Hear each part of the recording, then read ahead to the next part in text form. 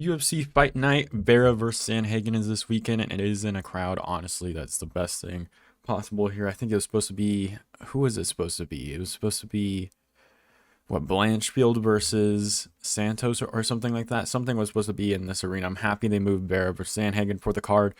But yeah, we have a really decent card. I was going to say fun card, but it's a decent card. There's a couple decent matchups, pretty fun matchups on this card, especially for a crowded arena. But I'm going to go from the early prelims or the prelims to the main event here, and I'm going to do breaking down the whole entire card if I can speak. But our first fight on the card is Tamires Vidal versus Hailey Cowan. Vidal 7-1, 24 years of age, 68 inches of reach. Cowan 7-2, 31 years of age and 69 inches of reach. Cowan will have a 1-inch reach advantage in this matchup. I am going to go, I mean, both of these fighters are not really that good of fighters. I'm just going to be honest, like, I'm not too excited about both of them. I guess she's only 24 years old, so it's nothing crazy there. But her last fight was a win over Ramona Pascal by a KO, TKO, which was a pretty good win. But I think I still need to see a little bit more of her if I want to be a little bit more confident in her. But she is 24, so I'll give her a break. But for Hailey Cowan, won on a split decision against Claudia Leite on the Contender Series. I believe she was supposed to have a fight recently that got canceled. I think it was against Aylin Perez. So I am going to go with Tamires Vidal. I don't think she's the best fighter in the world, but I think Hailey Cowan's just she's a very athletic fighter, but she hasn't really been able to put it together. She's not really, how would I describe? She doesn't have the best fight IQ. I don't think she's going to be able to put all her skills together. She's very raw, very athletic, but I just think Vidal's just more skilled in MMA. So I'm going to go with Vidal by a decision. Up the card, we have Vinicius Salvador versus Victor Altamirano.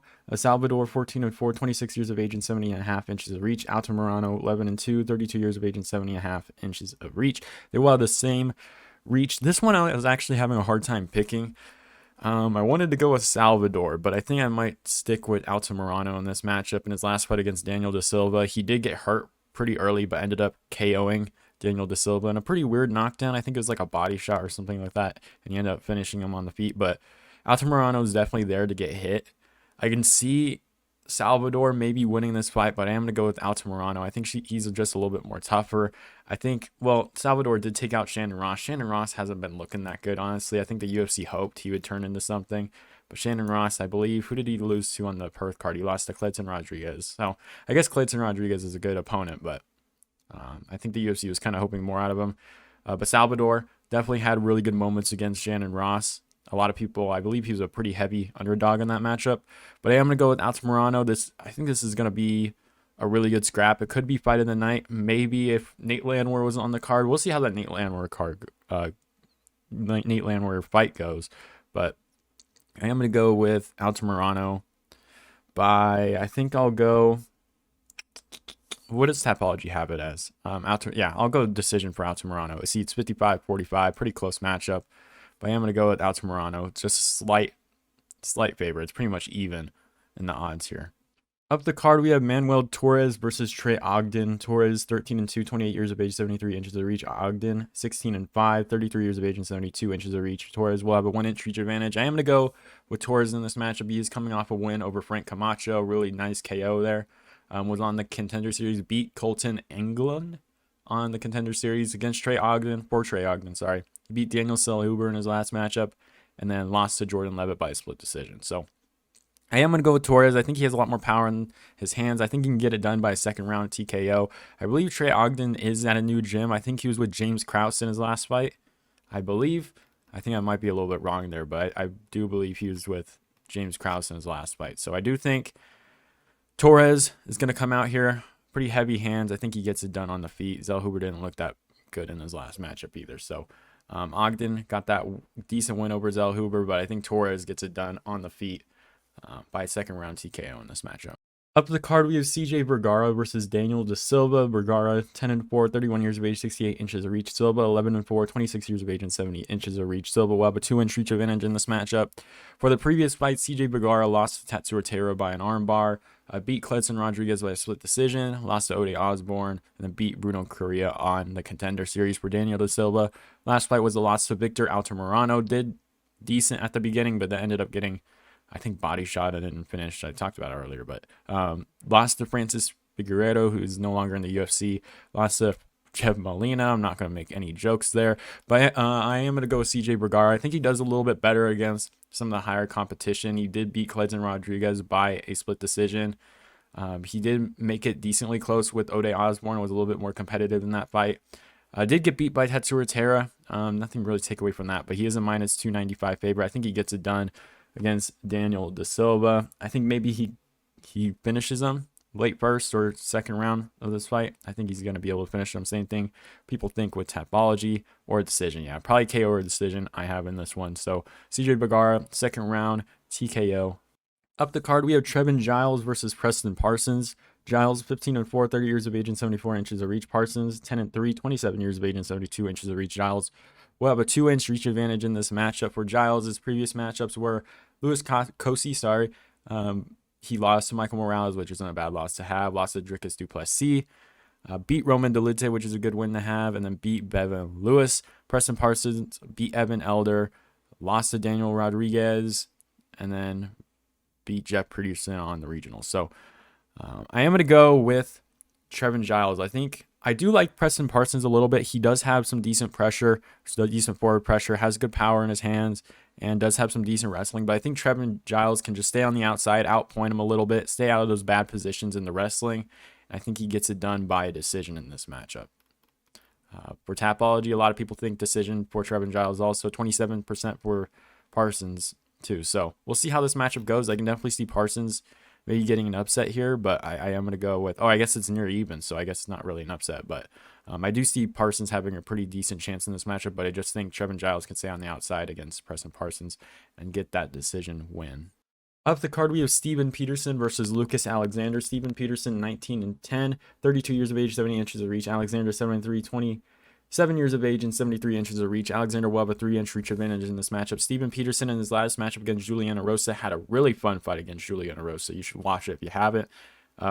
Beat Chase Hooper, beat Martin Bravo by KO, and then lost to Alex Caceres by decision. For Lucas Alexander, lost to Joe Anderson Brito in his last matchup and made that debut in that matchup also. Joe Anderson Brito kind of just climbed his back and then submitted him immediately into that fight. So for Steven Peterson, I think he did really well against Chase Hooper. Not that you can take too much from that fight, but Chase Hooper is a good grappler and wrestler. So I think Steven Peterson can get it done on the ground. I think he out-wrestles. I think he out-grapples. Lucas Alexander showed a deficiency in that spot in his last matchup. So I think Steven Peterson can get it done, keep that forward pressure, put him against the fence, and then maybe get him to the ground and try to finish him by submission. But I think I might see this one by a decision. I don't know if he gets the submission here. I think Lucas Alexander does a better job at defending this time. I don't think it's necessarily a Joe Anderson Brito type grappling for Steven Peterson, but I do think he does have a lot of success in this matchup. So I'm going to go with the decision win for Steven Peterson, probably 30-27, maybe 29-28 if Lucas Alexander gets some good shots out.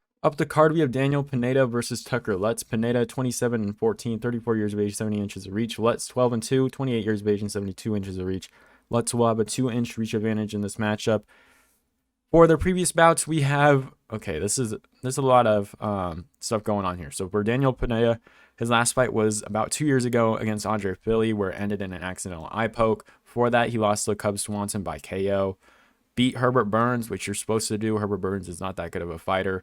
And then got popped a couple times for roids, I believe, in the PFL. I believe that's why these aren't counted as a no contest. So for Tucker Lutz, his previous matchups against Pat Sabatini, lost that matchup by decision, beat Kevin Aguilar, and then beat Sherrod Blackledge on the Contender Series. I am going to go with Tucker Lutz. I think Pineda is a little bit older now. I don't know if it's going to be the same guy. He's been out for 2 years.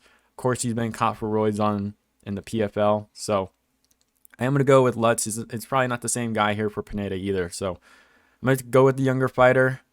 He did do decent against Pat Sabatini, which Pat Sabatini is very talented if he had a more durable chin for sure. But I am going to go with Tucker Lutz in this one, probably by decision. I think he grinds him out and outpoints him on the feet. Up the card, we have Chidi and Njokuani versus Albert Duraev. Njokuani, 22-8, 34 years of age, 80 inches of reach. Duraev, 15-4, 34 years of age and 75 inches of reach. And Njokuani will have a 5-inch reach advantage. I am going to go with Chidi and Njokuani. His last fight was against Gregory Rodriguez, where he did get KO'd, but he did have some really good success early on in that fight. before getting KO'd himself, getting TKO'd by ground and pound. He did beat Desko Todorovic by an elbow, beat Marc-Andre Barrios by KO, beat Marius Souza by KO. A lot of KOs on his record for sure. For Albert Duraev, lost his last fight by doctor stoppage against Joaquin Buckley. He did get pretty much destroyed in that second round. Now, I wouldn't say necessarily destroyed, but his eye got beaten in that second round, got hit a lot. So that fight was probably rightfully sought. Did win against Roman Kopylov. Did beat Kyle Bittencourt on the Contender Series, but I'm going to go with Njokuani. I think he can find the chin of Albert Duraev. I think he's going to be able to defend some of those takedowns early on. I think he's going to be able to catch Duraev, maybe shoot in for a messy takedown, and I think Njokuani finishes him up on the, I wouldn't say on the ground. Maybe he hurts him and then just grounds and pounds him on the ground. But I do see him winning in this first round of the fight for Chidi Njokuani, rebounding after his last matchup. Up the card, we have Alex Perez versus Manel Kape. Perez 24-7, 31 years of age, 65.5 inches of reach. Kape 18-6, 29 years of age, and 68 inches of reach. Kape will have a 2.5 inch reach advantage in this matchup. I am going to go with Manel Kape. I think he gets it done by TKO KO. Maybe in the later part of this fight. I think Alex Perez did not look that good against Alexander Pantoja. I think Pantoja is a really good fighter. He actually might be Brandon Moreno. I would be decently confident in that matchup. Not confident, but I do think he has a really good shot at beating Brandon Moreno for that title. But he did lose to Davis Figueiredo, lost to Alexander Pantoja about probably a year and a half later. Before then, beat Jussier Formiga. I'm going to try and say those names. Jordan Espinosa and Mark De La Rosa. For Manel Kape, in recent fights, beat David Dvorak, who's a good contender. Beat Zaglas Zumagulov by KO, which is a pretty good win to have. And then beat Ode Osborne by flying knee KO. So I am going to go with Manel Kape. I think he's going to be able to catch him. But that's what I have in this matchup. It does, like when you see Alex Perez, it seems like he's an older fighter, just the way that the last matchup kind of happened, just stuff that kind of happens when you come off of like long layouts when you're an older fighter. But I do think Manel Kape finds the chin, catches Alex Perez, and finishes them up by TKO on the ground in like the late second or third round for sure. Up the card here, we have Andrea Lee versus Maycee Barber. Lee 13-6, 34 years of age and 69.5 inches of reach. Barber 11-2, 24 years of age and 65 inches of reach. Lee will have a 4.5 inch reach advantage in this matchup. I am going to go with Maycee Barber. In their previous matchups, Andrea Lee, I guess I was probably going to get to a point there, but Andrea Lee lost to Viviane Araújo in her last match, or Araújo, or however the hell you say her name. Beat Cynthia Calvillo, beat Antonina Shevchenko, lost to Roxanne Modafferi, which is very rough loss to have. Lost to Lauren Murphy by split decision. Maycee Barber beat Jessica Ai in her last matchup, beat Montana De La Rosa. Controversially, beat Miranda Maverick. I thought Miranda Maverick won that fight pretty relatively clearly. I'm surprised Maycee Barber got that decision, but I am going to go with Maycee Barber. I think she's going to be able to keep her against the fence, mix her in wrestling a little bit, and just outpoint her by a decision. Get that women's MMA decision. These are a little bit higher level fighters, but I do think Maycee Barber gets it done by a decision in this matchup, and so does 83% of Tapology. So up the card, we got Nate the Train versus Austin Lingo. Landwehr 16-4, 34 years of age, 70.5 inches of reach. Lingo 9-1, 28 years of age and 70 inches of reach. Landwehr will have a 5-inch reach advantage in this matchup. Nate Landwehr had an amazing fight against David Onama in his last matchup. Beat Ludovic Klein by submission in his last matchup. Lost to Julian Erosa by flying knee, and then beat Darren Elkins. Austin Lingo, I believe he was supposed to fight recently. Got his fight moved. I think we can go on that in a second. But beat Luis Saldana in the UFC. Beat Jacob Kilburn, and then lost to Yusuf Zalal. I believe Austin Lingo, I don't even remember who he's supposed to fight. He was supposed to fight Ricardo Ramos. So I am going to go with Nate Landwehr here. I think he gets it done by finish. I think a second round TKO in this matchup. I think Nate Landwehr, him in like an arena, he's going to pump him up. Maybe this is just an all-out war. I can either see this being like a late second round TKO or just him winning by a decision, just having a very entertaining fight. But I'm going to go with Nate Landwehr. He took 6 months off his last matchup, which I like. He is recovering quite a bit. He took a lot of damage in that matchup. A very good win for Nate Landwehr there. It was a very fun fight, especially in front of a crowd. I think Nate Landwehr gets juiced up from the crowd and then just beats Austin Lingo by TKO in the second round. I don't think there's much messing around going in this one, where Nate Landwehr was kind of just letting Onama get up in his last fight. I think Nate Landwehr can get it done against Austin Lingo by finish in the mid to late second round of this fight. Of the card, we have Holly Holm versus Yana Santos. I think she did change her name, Yana Kanitsikaya. Holm 14-6, 41 years of age, 69 inches of reach. Santos 14-6, 33 years of age and 68.5 inches of reach. I am going to go with Holly Holm in this matchup. I think she keeps it in the clinch. I think she just points her against the fence, I guess. I don't know in this matchup. This is one of those weirder ones. For the previous fights, Holly Holm just lost to Vera by split decision. She just beat Irene Aldana, which is a good matchup to win. I think Irene Aldana is about to fight Nunes, beat Pennington, who is pretty much up there and one of the contenders, or at least the next contender for Nunes, I believe.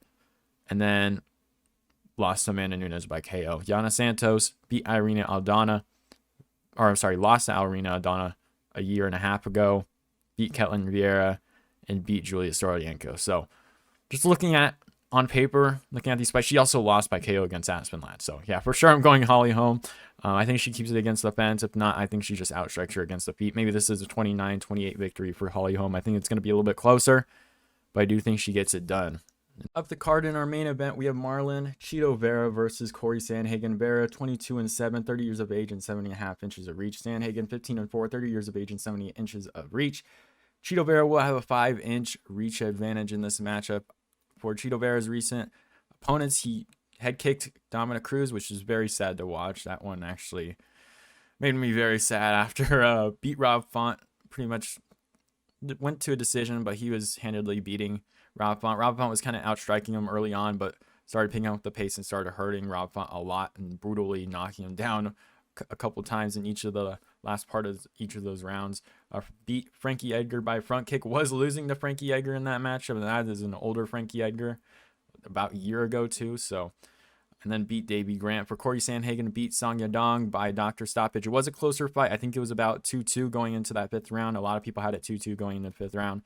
For the previous matchup against Petr Yan, he got outstruck by Petr Yan, I think 3-2 in that matchup. And I think Corey Sandhagen beat TJ Dillashaw, but TJ Dillashaw ended up getting the decision there. Flying knee Frankie Edgar and wheel kicked Marlon Moraes. So I am going to go with Corey Sandhagen here. I think in general, this matchup is very interesting. Same with every single one of Chito Vera's matchups, is where he kind of just, I don't want to call it Hail Mary style, but he kind of just has these one, two, or three kind of blows that just hurt his opponent really badly and ends up getting him the win or winning him some of these rounds. Like against Dominic Cruz. Dominic Cruz was pretty much beating him pretty handedly within, I think he got knocked out in the fourth round.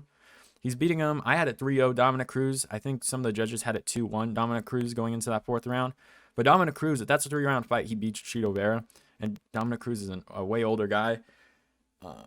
But I just think Chito Vera's style, where he just catches these guys and hopes to get finished. I don't want to call it Hail Mary style, but because that is kind of disrespectful, but it is similar to that, where he finds the mark and just gets it done, which very impressive KOs, by the way. But I think for Corey Sandhagen, a lot of people compare the footwork from Corey Sandhagen to Dominic Cruz. I think Corey Sandhagen has like a more modernized version of Cruz's footwork.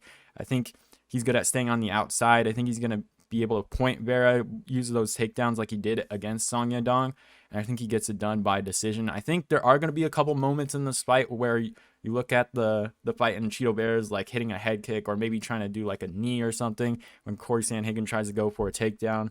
But I do think Corey Sandhagen gets it done by decision. Maybe you see a 49-46 decision, but I think Corey Sandhagen is going to be able to stay out of trouble. Is going to be a little bit more durable than a guy like Dominic Cruz, where Dominic Cruz was getting caught, but Dominic Cruz had a lot of success using his footwork against Chito Vera. Chito Vera had really no answers other than the head kick, and outside of a couple punches that dropped, that flash knockdown Dominic Cruz in each of the first rounds, because Dominic Cruz's chin isn't the best. But I think a more durable fighter in Corey Sandhagen gets it done for sure in this matchup. I think he gets it done by decision. Again, 49-46 is what I have it. But I think this is going to be a really fun fight, especially in front of a crowd. We'll see if Chito Vera is going to be able to get the KO blow. Again, I just think Corey Sandhagen is just going to be able to mix in a lot of his work, use the footwork, stay on the outside, leg kick, body kick, kind of set. Maybe he gets a flying knee out there, Marlon Vera is a smaller dude. He's what, 5'8", and Corey Sandhagen's 5'11", so he's gonna be a taller dude. Weirdly enough, Marlon Vera has a not higher, but more reach. But I just think Corey Sandhagen is just gonna be out of trouble. Uses footwork. He's gonna be a taller fighter, so it's gonna be a little bit harder for Cheeto to get some of those bigger kicks. But maybe we see like a front kick out the middle from Vera, and he just KOs Corey Sandhagen. I don't know, but I'm going to go with the decision for Corey Sandhagen. I hope you guys enjoyed the video. Let me know who you guys think will win in the main event of this matchup. We'll see how many people are choosing Chito Vera and Corey Sandhagen.